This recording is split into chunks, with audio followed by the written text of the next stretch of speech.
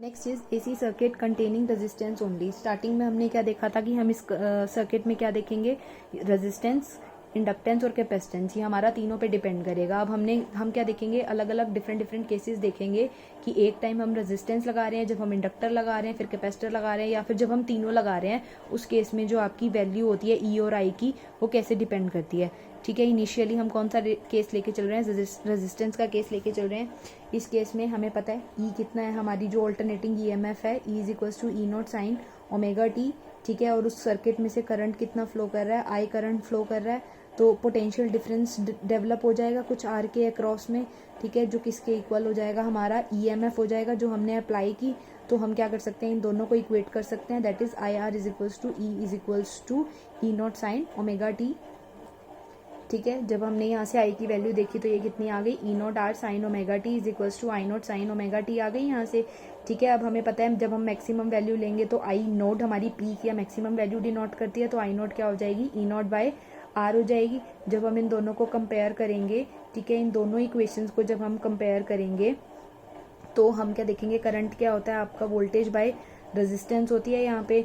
तो resistance AC के case में कैसे रिप्रेजेंट करेंगे, हम आर रिप्रेजेंट करेंगे, जो किसके केस में थी, हमारी डीसी के केस में। तो यानी एसी और डीसी के केस में हमारी ये जो वैल्यू आ गई, ये क्या आ गई, ऑलमोस्ट सेम आ गई। ठीक है, अब इस केस में हमने क्या देखा, इसमें भी रेजिस्टेंस आर थी, इसमें भी रेजिस्टेंस आर थी। जब हमने इन दोनों को कंपेयर किया तो हमने क्या देखा, जो आपका ई और आई है, ठीक है, ये क्या है, सेम फेज में होगा। जो इस केस में आई था वो इस केस में क्या हो गया, ठीक है, ई नॉट, इस केस में भी ई नॉट, इस केस में आर था, इस केस में भी क्या है, हमारा आर है। ठीक है, ये क्या है, साइन ओमेगा टी है, इस केस में भी क्या है, हमारा कुछ आई नॉट साइन ओमेगा टी हो गया यहाँ से ये हमारा।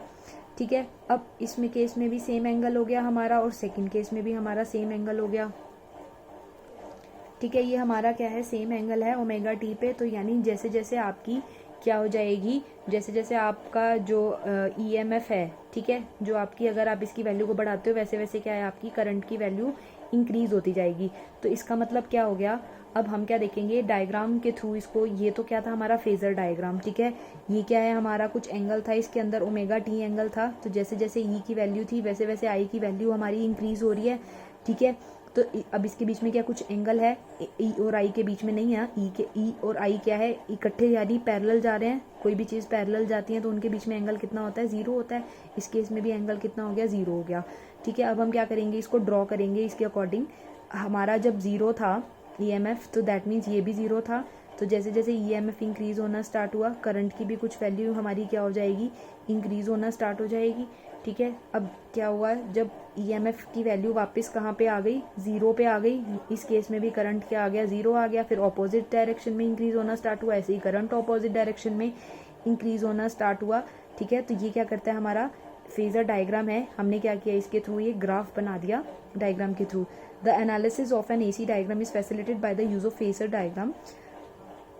The phasor diagram, a phasor is a vector which rotates about the origin with an angular speed omega। ठीक है, ये क्या है, अपनी कुछ एंगुलर स्पीड ओमेगा से क्या कर रहा है, आपका रोटेट कर रहा है। In this diagram peak value of alternating current कितनी है, आई नोड है, और ईएमएफ कितनी है, ई नोड है। ये हमने किससे रिप्रेजेंट किए, एरोज से। इनको हम क्या कहते हैं, इन एरोज को हम फेजर कहते हैं। ठीक है, they are inclined to horizontal axis at angle omega t and rotate in the anti clockwise direction. ठीक है, हमने ऊपर वाले डायग्राम में क्या देखा, ये एंटी क्लॉकवाइज एक एरो रिप्रेजेंट करें एंटी क्लॉकवाइज डायरेक्शन में। The length of the arrow represents the maximum value of the quantity. ठीक है, ये कितनी वैल्यू ऑफ क्वांटिटी है, दैट इज आई नॉट और E naught. The projection of the arrow on any axis represents the instantaneous value of the quantity. ये जो इसकी projection होगी, ठीक है, इस एरो की, दैट मीन्स ये एरो था। ठीक है, इसकी प्रोजेक्शन क्या हो गई, यहाँ बनाई हमने, तो दैट मीन्स ये वैल्यू, और ये एरो यहाँ तक जा रहा था तो इसकी प्रोजेक्शन यहाँ पे बनेगी इस एक्सिस पे, वाई एक्सिस पे, तो दैट मीन्स इसकी ये वाली वैल्यू। ठीक है, तो आई नॉट का प्रोजेक्शन क्या हो गया, यहाँ से ये हो गया I naught sine omega T, और ई नॉट का प्रोजेक्शन क्या हो गया, E naught sine omega T. In the sine form, projection is taken to the vertical axis and in cosine form, projection is taken on the horizontal axis. अब हमारा किस में था, साइन की टर्म्स में था, तो प्रोजेक्शन हम कहाँ लेंगे, वर्टिकल एक्सिस पे. अगर ये आपको एंगल कोस में गिवन होता तो प्रोजेक्शन हम यहाँ पे लेते, तो ये वैल्यू हमारी क्या होती, जो हमारी प्रोजेक्शन वैल्यू थी हम उसको डिफाइन करते. The phase difference between the two alternating quantities is represented by the angle between the two. ठीक है, अब फेज डिफरेंस जो होगा इन दोनों के बीच में वो क्या होता है, यानी हमारा ई और आई के बीच में कितना एंगल बन रहा है उसको हम क्या कहेंगे, हमारा phase difference. The AC circuit containing R only current and voltage are in same phase. अब हमने क्या देखा कि आपकी जो करंट और वोल्टेज क्या जा रही है, एक ही फेज में जा रही है, तो दैट मीन्स उन दोनों के बीच में जो फेज एंगल था, ठीक है, सेम डायरेक्शन जा रही है. ओमेगा टी ये क्या है, उसकी डायरेक्शन को बताता है. ठीक है, और हम अगर इसको लिखते हैं suppose sign omega T plus theta. ठीक है, ये तो क्या है, डायरेक्शन बता रहा है कि किस डायरेक्शन में जा रहा है, और ये क्या है आपका फेज डिफरेंस बता रहा है कि कितना फेज डिफरेंस है, यानी कितने एंगल से आपका फेज डिफरेंस हो रहा है. ठीक है, अब इन दोनों के बीच में फेज डिफरेंस कितना है, 0 है. ठीक है, उनकी प्रोजेक्शंस हमने देख ली दोनों की क्या है, आई की कितनी आई नॉट साइन ओमेगा टी, ई की कितनी है ई नॉट साइन ओमेगा टी. तो this is all about your resistance. Next is your AC circuit containing inductance only. ठीक है, अब हम क्या देखते हैं कि अगर हमारे सर्किट के अंदर सिर्फ इंडक्टेंस है, ठीक है, अब रेजिस्टेंस नहीं है, हमारा कैपेसिटेंस नहीं है, अब क्या है, हमारा सिर्फ इंडक्टेंस है, उस केस में हम क्या देखेंगे. अब ठीक है, हमें पता है अगेन ई नोट क्या देख लिया, ई नोट साइन ओमेगा टी हमने देख लिया. ठीक है, ऑल्टरनेटिंग EMF होगी हमारी कुछ. अब इस केस में क्या होएगी, हमारा हमने क्या देखा कि rate of change of current होता है किसी भी इंस्टेंट पे. ठीक है, तो इसकी वजह से क्या है, कुछ हमारी EMF इंड्यूस्ड होएगी. जो EMF इंड्यूस्ड होएगी ये किसके इक्वल होएगी, -LdI/dt. ये तो क्या है, हमारी कुछ इंड्यूस्ड EMF है. अब ये जो नेगेटिव साइन है हमें पता है ये क्या करता है, जो इंड्यूस्ड EMF है हमेशा अपोज करेगा करंट के चेंज को. जिस डायरेक्शन में करंट चेंज हो रहा है हमेशा उसको अपोज करेगा. ठीक है, usually inductor have some resistance in their windings. अब रेजिस्टेंस की क्या होती है, ये क्या है आपका इंडक्टर है. ठीक है, इस इंडक्टर को ऐसे देखते हैं हम, ऐसे रिप्रेजेंट करते हैं. अब इसमें कुछ वाइंडिंग्स हैं तो दैट मीन्स रेजिस्टेंस होएगी. बस इस केस में हम क्या लेके चलते हैं कि इसके जो इंटरनल रेजिस्टेंस है हम इसको नेग्लिजिबल मान के चलते हैं. अब जो सर्किट है प्योर इंडक्टिव है, यानी अंदर की हम रेजिस्टेंस को नहीं इंक्लूड करें. वैसे इसकी भी कुछ रेजिस्टेंस होती है, हम आगे देखेंगे. ठीक है, अब हमें क्या करना है, करंट को फ्लो करना है सर्किट के अंदर में, उसको मेंटेन करना है. तो हमें क्या करना पड़ेगा, कुछ वोल्टेज अप्लाई करना पड़ेगा. अब ये जो हम वोल्टेज देंगे, ठीक है, ये किसके इक्वल और ऑपोजिट होगा, इंड्यूस्ड वोल्टेज. ये क्या थी, हमारी इंड्यूस्ड वोल्टेज थी, इसके इक्वल और ऑपोजिट होगा. इक्वल मतलब LdI/dt और ऑपोजिट मतलब नेगेटिव ऑफ नेगेटिव L. ठीक है, तो that means is equal to negative of negative this term, तो that is E naught sine omega T होगी हम हमारी. ठीक है, ये तो क्या है आपकी, ये है इंड्यूस्ड. ठीक है, और जो हमने अप्लाइड दी ये हमारी अप्लाइड की वैल्यू हो जाएगी. ठीक है, अप्लाइड की वैल्यू हो जाएगी, क्या हो जाएगी, ये वैल्यू हो जाएगी. ये क्या है आपकी अप्लाइड की वैल्यू हो गई. ठीक है, नेगेटिव और नेगेटिव दिस वैल्यू. अब हमने क्या किया, यहाँ से DI की वैल्यू हमें पता है क्या होती है, यहाँ पे हमने देखी थी. ठीक है, यहाँ से हमने क्या किया, इसकी वैल्यू को पुट कर दिया, that is E0/L sign omega T dt लिख देंगे हम यहाँ इसको. ठीक है, अब हम क्या करेंगे, इसको इंटीग्रेट कर देंगे. जब हमने इंटीग्रेट किया तो E0/L को बाहर ले लेंगे, सिर्फ साइन ओमेगा टी को इंटीग्रेट करेंगे. ठीक है, is equals to E0L minus cos omega t by omega. ये हमारी इंटीग्रेट करके कुछ टर्म आ जाएगी. ठीक है, अब जब हम इंटीग्रेशन करते हैं तो हमारी क्या आती है, एक साथ में कांस्टेंट टर्म भी आती है, that is represented by C और एनी टर्म D.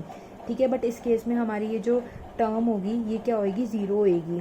ठीक है, ये जो इंटीग्रेशन कांस्टेंट होता है इसकी कौन सी डायमेंशन होएगी, हमेशा जो करंट की, यानी जो लेफ्ट हैंड साइड पे आपकी डायमेंशंस होती हैं उसकी डायमेंशन होएगी. ये आपने मैथ्स में पढ़ा होगा. अच्छा, अब हमें पता है कि जो EMF है वो ऑसिलेट कर रहा है सिमेट्रिकली अबाउट 0 एक्सिस. ठीक है, यानी कुछ 0 से सिमेट्रिकली एक्सिस ऑसिलेट कर रहा है, या तो ऐसे ऐसे ऐसे, यानी वापस कहीं हमारा 0 पे आ रहा है. ठीक है, जो करंट है it sustains must also oscillate. अब करंट भी क्या करेगा, ऑसिलेट करेगा, इसीलिए करंट का कोई कंपोनेंट ही नहीं होगा इसके अंदर. ठीक है, तो दैट मीन्स हमने इस कांस्टेंट टर्म को क्या ले लिया, 0 ले लिया. अब नेक्स्ट क्या आता है हमारे पास, ये वैल्यू आ गई थी हमारी कुछ E0L माइनस ऑफ दिस. ठीक है, ये हमारी कुछ वैल्यू आ गई यहाँ से. अब हमने क्या किया, इस कॉस को हमको साइन की टर्म्स में लिखना है। आपको पता है कॉस थीटा को अगर साइन थीटा की टर्म्स में लिखना हो तो कॉस थीटा कितना होता है, साइन π/2 माइनस थीटा। ठीक है, साइन π/2 माइनस थीटा कितना होता है, कॉस थीटा होता है। तो इसको हम कॉस थीटा को हम कैसे लिख सकते हैं, साइन π/2 माइनस ओमेगा टी लिख सकते हैं। ठीक है, हमने इसको साइन की टर्म्स में क्यों कन्वर्ट किया, क्योंकि हमारी जो ई थी ये भी किस में थी, साइन में थी। अब हम कंपेयर तभी कर पाएंगे ना जब ये दोनों साइन में होंगी, तभी हमें पता लगेगा कि कितना फेज डिफरेंस है, कितने एंगल से इनका चेंज हो रहा है दोनों का। ठीक है, अब यहाँ से करंट की वैल्यू क्या आ गई, कुछ ये वैल्यू आ गई हमारी। अब हमें पता है कि करंट की वैल्यू मैक्सिमम कब होगी, जब साइन मैक्सिमम होता है, और साइन मैक्सिमम किस पे होता है, 1। जब साइन की वैल्यू कितनी होती है, 1 होती है। ठीक है, अब सपोज करो हमारी इसकी वैल्यू क्या है, हमारी 1 वैल्यू हो गई। ठीक है, यहाँ पे उस केस में हमारा आई नॉट, आई क्या हो जाता है, मैक्सिमम, और मैक्सिमम होता है तो हम इसको किससे लिख देते हैं, आई नॉट से लिख सकते हैं, that is E not by omega L लिख सकते हैं। तो इस केस में हमारा आई कितना आ गया, I naught sine omega T minus π/2। ठीक है, ये क्या था, हमने जब हमने इतनी ईएमएफ दी तो हमें कितना करंट मिला, इतना करंट मिला, that is E naught sine omega T, that is I naught sine omega T, साथ में कितना है, माइनस π/2। दैट मीन्स आई, जो आई की वैल्यू है, करंट क्या है, माइनस π/2 पीछे है इस ई के। ठीक है, माइनस है ना, प्लस नहीं है, प्लस होता तो करंट आगे होता, ई पीछे होता। अब आई, ई आगे है, आई क्या है, पीछे है। ठीक है, इसका मतलब क्या हो गया हमारा, जब हमने सिर्फ इंडक्टेंस लिया उसके केस में जो आपका ऑल्टरनेटिंग करंट है, ये क्या है, करंट, ये ऑल्टरनेटिंग ईएमएफ है। जो करंट है वो लैग बिहाइंड कर रहा है किससे, ई से। कितना, π/2 की वैल्यू क्या होती है हमारी, 90, यानी 90 फेज से वो क्या कर रहा है, उसको लैग बिहाइंड कर रहा है। ठीक है, अब हमने ये देखें, हम डायग्राम में कैसे देखते हैं, ये क्या है आपका इंडक्टेंस है। ठीक है, ये हमने क्या किया, इसको जब हमने ईएमएफ इंड्यूस कुछ खुद में भी हुई होगी और हमने क्या दी, इसको अप्लाइड भी दी, हमने देखा था। ठीक है, अब हमने क्या देखा, हमने क्या किया, ई नॉट, इसकी कुछ मैक्सिमम वैल्यू थी, हमने क्या दिया, इसको ई दिया, और इसके कोरस्पॉन्ड इसने क्या दिया, हमें आई करंट दिया, बट कितना, लैग बिहाइंड कर रहा है। तो दैट मीन्स हमें इसको पीछे लेना पड़ेगा, कितनी, 90 डिग्री, और ये डायरेक्शन इसकी क्या है, बट ये है। तो यानी जितना ऐसे ये ई इधर बढ़ता जाएगा, ठीक है, करंट की वैल्यू होएगी वो भी क्या होती जाएगी आपकी। ठीक है, ये आपका ई था, ये आपका करंट था, ये इधर बढ़ता गया, करंट की वैल्यू इधर बढ़ेगी, फिर ये इधर बढ़ेगा, करंट की वैल्यू इधर बढ़ेगी। और हमें पता है प्रोजेक्शन क्या होती है, ये होती है, यानी वर्टिकल पे ड्रॉ करेंगे लाइन तो 0 से यहाँ तक कितनी हो जाएगी, इसकी प्रोजेक्टिंग वैल्यू होएगी। ठीक है, अब हमने क्या देखा कि जैसे जैसे ई एंगल इंक्रीज होता जाएगा, पहले ई नॉट इतना था, सपोज करो अब आपकी कितना हो गया, इतना हो गया। ठीक है, इस केस में आपकी प्रोजेक्शन क्या हो गई, बढ़ गई, यानी ई जब इंक्रीज हो रहा है तो इस केस में आई की वैल्यू क्या है, अब आई इधर था, अब ये 90 डिग्री, इन दोनों के बीच में हमेशा एंगल कितना रहेगा, 90 डिग्री। अब आई इतना आ गया, दैट मीन्स प्रोजेक्शन ये हो गई, यानी 0 से ये वैल्यू। अब प्रोजेक्शन, इस केस में करंट क्या हो गया, डिक्रीज हो गया। अब हम क्या देखेंगे कि जैसे जैसे ई इंक्रीज होता जाएगा, करंट की वैल्यू क्या हो जाएगी, कम होती जाएगी। ठीक है, अब हम क्या करेंगे, इसको डायग्राम के थ्रू देखेंगे। ठीक है, हम ड्रॉ करेंगे इसको। जब ये 0 था, ई 0 था, ठीक है, उस केस में हमारा क्या है, करंट की कुछ नेगेटिव वैल्यू। ठीक है, ये कितनी दिखा दी इन्होंने, हमने माइनस दिखा दी। ठीक है, अब हमें पता है कि जब ई कितना आ जाएगा, π/2, क्योंकि हमें पता है कि ये π/2 पीछे है ना, मतलब जब ये ई π/2 आ जाएगा तब हमारा करंट स्टार्ट होगा। यहाँ से हमारा क्या हो गया, करंट इंक्रीज होना स्टार्ट हुआ। जब हमें पता है कि करंट की वैल्यू क्या हो जाएगी, 0 हो जाएगी वापस, क्योंकि ये π/2 फेज डिफरेंस है ना। जब π/2 था तो उस केस में करंट स्टार्ट हुआ। अब ई जब क्या आ जाएगा, पाई आ जाएगा, यानी फिर π/2 फेज डिफरेंस आ गया इसमें, तो करंट की वैल्यू क्या हो गई, इस केस में हमारी मैक्सिमम चली गई कुछ, वापस क्या हो गया, अब ये क्या हो गया, दूसरी डायरेक्शन में इंक्रीज होना स्टार्ट हो गया। अब हमें पता है फिर करंट कितना हो गया, 0 हो गया। अब नेक्स्ट कितना हो गया आपका, ये 0 हो गया, तो करंट की मैक्सिमम वैल्यू हो गई, यानी π/2 लैग कर रहा है। और आप ग्राफ में साथ साथ ये भी देख रहे हो कि इसकी वैल्यू प्रोजेक्शन जैसे जैसे हम बढ़ा रहे हैं, ई की वैल्यू देखो जैसे जैसे हम इंक्रीज करते जा रहे हैं, वैसे वैसे आपका जो आई प्रोजेक्शन था वो क्या हो रहा है, डिक्रीज हो रहा है। ठीक है, स्टार्टिंग इनिशियली कुछ ये वैल्यू थी, फिर ये और कम हुआ, फिर कम हुआ, ऐसे ऐसे ई क्या हो रहा है आपका, डिक्रीज हो रहा है विद टाइम। अब हम एक और फैक्टर देखेंगे इसमें। ठीक है, ओम्स लॉ में तो हमने क्या देखी थी, हमारी रेजिस्टेंस होती है, बट इस केस में जो हमारा फ्लो को रोकेगा, ठीक है, इस केस में हम क्या कहेंगे, उसको इंडक्टिव रिएक्टेंस कहेंगे। अब हम उसको रेजिस्टेंस नहीं कहेंगे, हम उसको किससे डिनोट करेंगे, इंडक्टिव रिएक्टेंस से करेंगे, ठीक है। और उसको हम कैसे लिखते हैं, x और नीचे l लिखते हैं।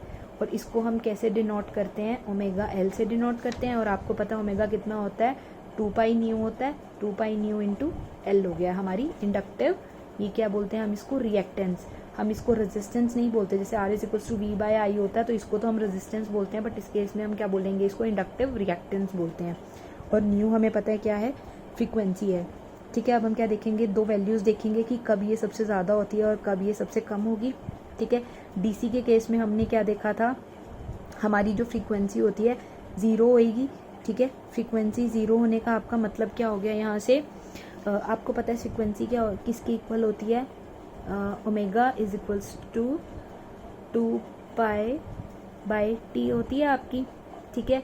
या फिर ये 2 पाई कितना होता है, न्यू होता है, ठीक है। जैसे जैसे टाइम बढ़ रहा है आपका, हमने क्या देखा है, ओमेगा की वैल्यू क्या होती जा रही है आपकी, डिक्रीज होती जा रही है, ठीक है। जैसे जैसे टाइम इंक्रीज होता जाएगा, ओमेगा की वैल्यू क्या, न्यू की वैल्यू क्या हो जाएगी, डिक्रीज होती जाएगी, ठीक है। डिक्रीज होके जब न्यू क्या हो जाएगा, 0 हो जाएगा, दैट मीन्स इस केस में ओमेगा भी क्या हो जाएगा, 0 हो जाएगा। और अगर ओमेगा 0 हो गया तो आपकी रिएक्टेंस कितनी हो गई, यहाँ से 0 वैल्यू आ गई, ठीक है। नेक्स्ट अब हमने क्या देखा कि जब हमारी मैक्सिमम वैल्यू किस केस में होएगी, ठीक है। अब AC के केस में हमने क्या देखा, ओमेगा मैक्सिमम कब होगा हमारा इस केस में, ठीक है। जब अगर हमारा ओमेगा सपोज कर लो मैक्सिमम हो गया, ओमेगा बहुत ज़्यादा हो गया, ओमेगा ज़्यादा हो गया, ठीक है, दैट मीन्स हमारा V ज़्यादा है इस केस में, V मैक्सिमम हो गया, ठीक है। V जब बहुत ज़्यादा है हमारा इस केस में, तो दैट मीन्स हमारी रिएक्टेंस क्या हो गई, बहुत ज़्यादा हो गई, यानी बहुत ज़्यादा रिएक्टेंस हो गई, तो ये अब चार्जेस को अपने अंदर से फ्लो नहीं करने देगा। अगर फ्लो नहीं करने देगा तो इस केस में करंट क्या हो जाएगा, हमारा ब्लॉक हो जाएगा, ठीक है। अब ब्लॉक हो जाएगा, इसका मतलब क्या हुआ, जब हमारा न्यू की वैल्यू मैक्सिमम थी, न्यू की वैल्यू बहुत ज़्यादा थी, ठीक है, हमने जब बहुत ज़्यादा फ्रीक्वेंसी दे दी उसको, उस केस में हमारी ओमेगा की वैल्यू ज़्यादा हो जाएगी, दैट मीन्स रिएक्टेंस की वैल्यू ज़्यादा हो गई। तो अब आपको ये पॉइंट याद रखना है कि AC के केस में करंट कब ब्लॉक होगा, जब हम न्यू की वैल्यू क्या कर देंगे, मैक्सिमम कर देंगे उस केस में, ठीक है। नेक्स्ट चीज़ आपका प्योर इंडक्टेंस, हमें पता है प्योर इंडक्टेंस क्या होगा, जब उसके अंदर से 0 रेजिस्टेंस होगी, ठीक है। और ऐसा पॉसिबल है नहीं, ऐसा प्रैक्टिकली पॉसिबल नहीं है कि किसी भी चीज़ के अंदर से 0 रिएक्टेंस हो, ठीक है, यानी पूरा का पूरा as it is current flow कर जाए, this is not possible in practical cases. जब हम क्या करते हैं, इसकी यूनिट को फाइंड आउट करते हैं, तो हम क्या देखते हैं, इसकी यूनिट भी क्या है, हमारी ओम की यूनिट, ठीक है। Next is, it should be clearly understood that in a circuit containing R, opposing rises an account of obstruction to the passage of electrons through the resistors, ठीक है। जब हमने R देखा तो ये क्या होती है, ओपोजिशन होती है, हमें पता है इलेक्ट्रॉन्स के पैसेज में, ठीक है। ऐसे ही इंडक्टिव के केस में हम क्या देखेंगे, ये जो सेल्फ इंड्यूस्ड EMF है ये ओपोज करती है ग्रोथ ऑफ करंट को, उस केस में क्या करती है, R करती है, इस केस में क्या करती है, हमारी जो सेल्फ इंड्यूस्ड है यानी L जो सेल्फ इंड्यूस्ड है, ये क्या करती है, इसको जो करंट के ग्रोथ है इसको ओपोज करती है।